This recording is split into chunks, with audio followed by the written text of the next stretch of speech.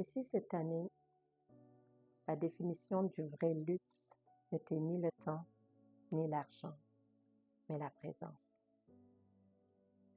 Nous sommes déjà le 2 janvier 2026 et sans même nous en rendre compte, le temps a repris son cours comme si de rien n'était. Alors ce message s'adresse à tous ceux qui passent leur journée à courir après le temps,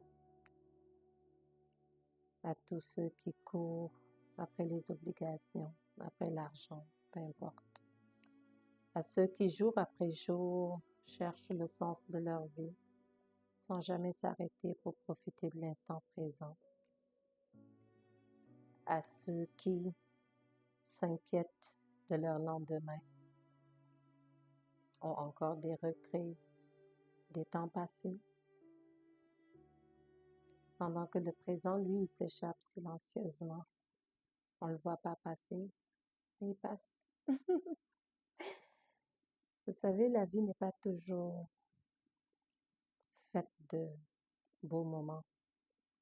Elle est même parfois injuste, mais elle est fragile. Tellement fragile qu'on devrait se coucher tous les soirs avec la ferme conviction que demain n'est pas garanti.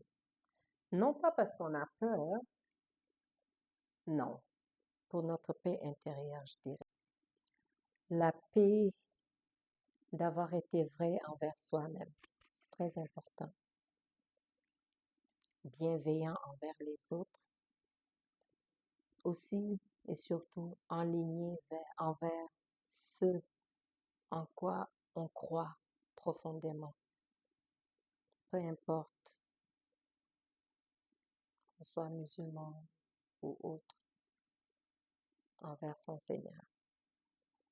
Parce qu'au final, en fait, tout ce qu'on aura été, tout ce que nous aurons vécu, ne restera qu'un écho dans la mémoire de ceux qui nous ont aimés et côtoyés. Alors autant vivre la vie un jour à la fois, essayer de donner sans rien attendre en retour, aimer sans calcul, pardonner sans raison, tout simplement pour se libérer, rien d'autre. Car au bout du compte, l'essentiel n'aura jamais été le nombre d'années vécues, mais bien la qualité des instants vécus pleinement. C'est très, très important. Je vais vous partager une pensée personnelle sur le bonheur. Les gens pensent que le bonheur, c'est l'atteinte des objectifs. Le bonheur se trouve au bout du tunnel. Non, moi je dirais que non. Je suis convaincue que ce n'est pas le cas. Pour moi, le bonheur se cache dans les petites attentions du quotidien, dans les instants précieux qu'on aura créés, dans la lumière que l'on dépose dans le regard des autres. Tout le reste ne sert qu'à meubler le temps. Alors, vivez l'instant présent. Qui sait? Peut-être que tu ne seras qu'un souvenir demain, beau ou mauvais. Cela dépendra de qui va le raconter. Faisons en sorte que la personne qui va raconter notre vécu, qu'il ait de très beaux souvenirs. C'est ça le plus important.